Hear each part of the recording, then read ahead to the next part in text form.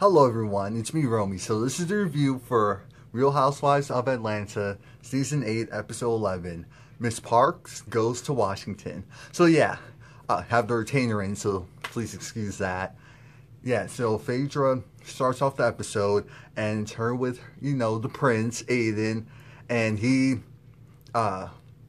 they're getting ready because they're about to go on a trip to Washington, D.C. for the Million Man March. And so Phaedra, of course, is discussing how her and her organization, Saving Our Sons, I think that's what it's called, they're in partnership with another organization down in Washington, and they're going to go and meet up, of course, with friends and family members that have been affected by not only police brutality, but mothers who have lost their sons and, trying to protect their black sons.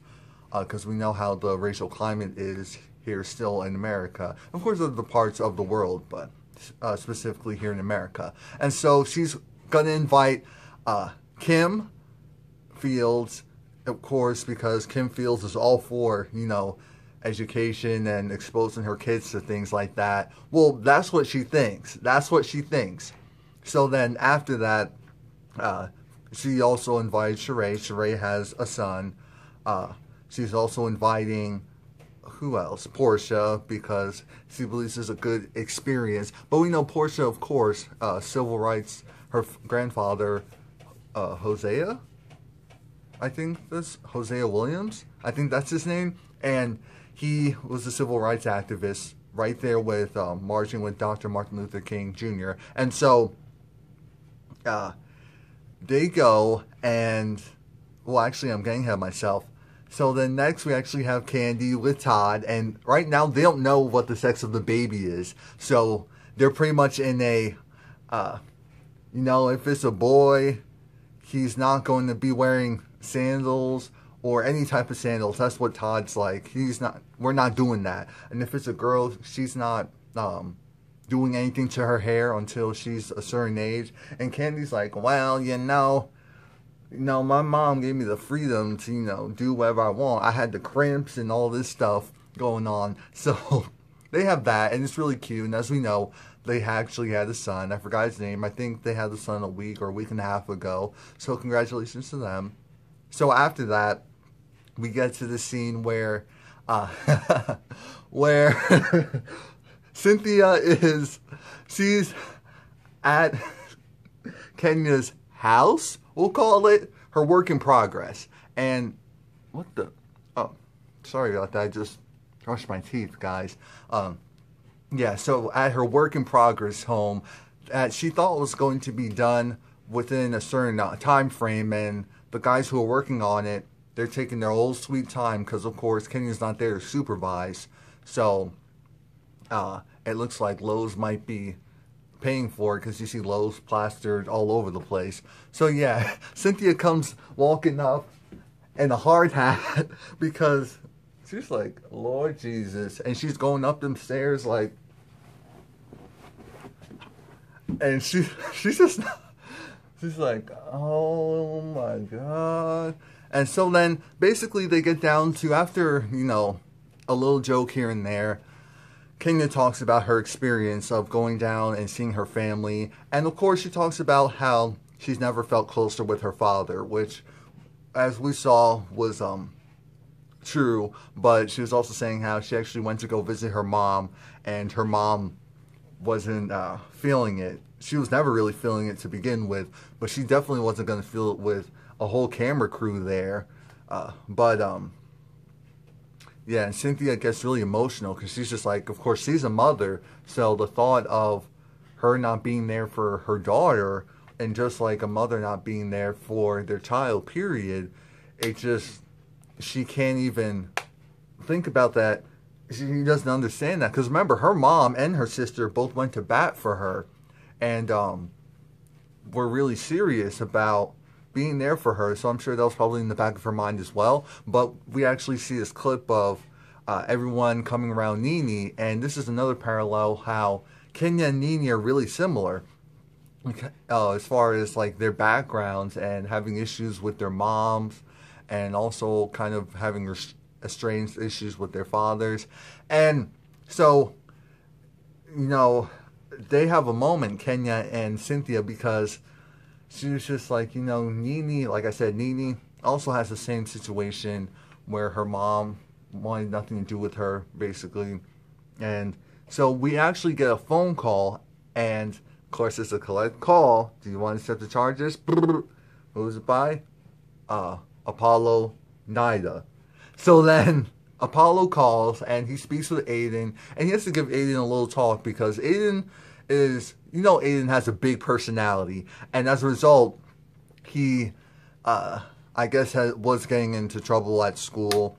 I'm sure it's just like general stuff, nothing serious, but still, he was like, you know what, you have to shape up because you have to be responsible and do all this stuff. But it was funny because Aiden is so shady already.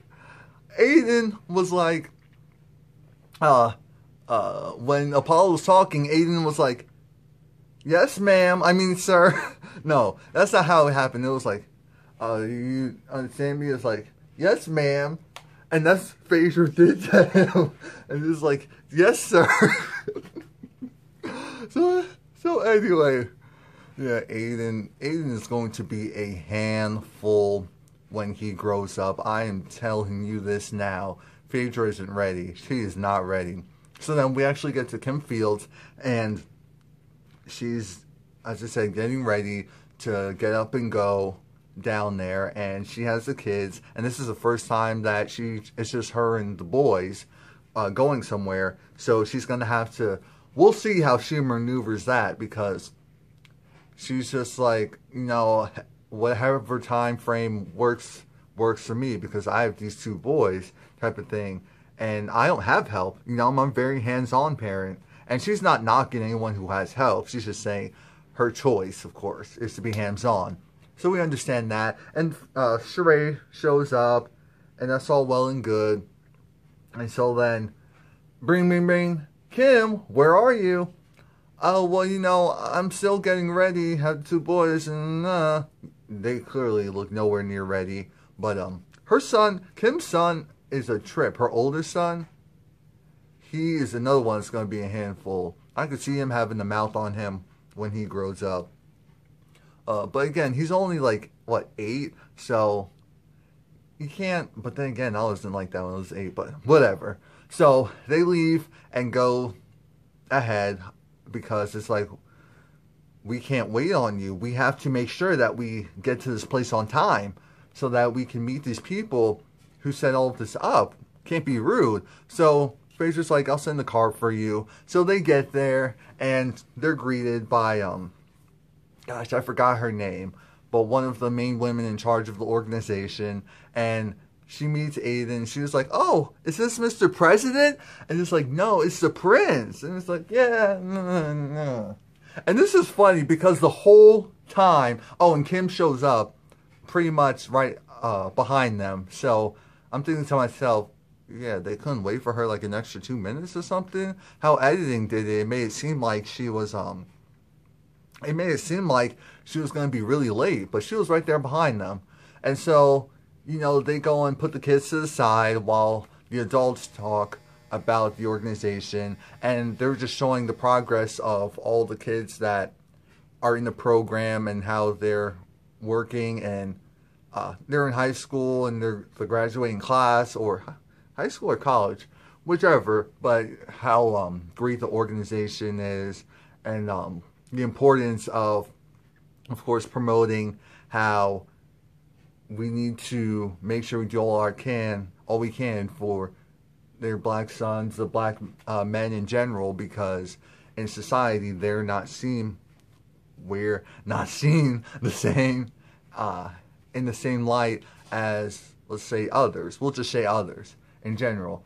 And the conversation gets very deep. Of course, Portia has something to add in because of her grandfather as well. But Portia was like, she was like, this is so inspirational. I was thinking of Michael Jackson lyrics. It was like, man in the mirror. And so aside from that, of course, we have Aiden behaving even though, of course, he's rambunctious, so he wants to go.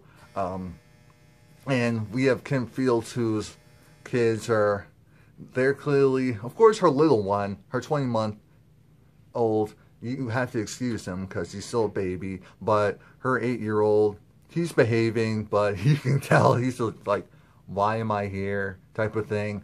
And Kim, actually, she makes up this excuse of, thankfully her kid was being rambunctious, so she was able to take him out, but she didn't feel comfortable have them listen to the conversation because it was really real and raw and honest, and she's never really talked with her son about a situation like that in that manner, and so she wanted to discuss it in her own way. And so I think that's perfectly fine because it's her child at the end of the day, her children. So I'm sure some people have been like, oh, why shouldn't she keep him in there because Aiden's younger and still. But yeah, Aiden is younger and Aiden is smart, but he's still not gonna get it in the same way that Kim's older son will understand and maybe feel like, because they were saying like they don't like black boys. And so this is like, what? And so yeah, I definitely get that. But it was just funny because Aiden and, like I said, Kim's older son, they were not happy. They were complaining the whole time. The whole time. They're like, what? It's like, oh, this is stupid. This is stupid. But anyway, the next thing we get to is actually Kenya with her Aunt Lori and also her cousin. And the conversation boils down to this. Aunt Lori left because Kenya's mom called her and was like, called her and was really upset. And Aunt Lori's like, at the end of the day, that's my sister. I love you, but that's my sister as well. So I'm stuck in the middle, and I'm not trying to be in the middle because I'm not saying what she did was right, but I'm not saying what you did was right either by just popping up. But I was on Kenya's side because it was like, that's my mom. How you tell me that I was wrong for popping up?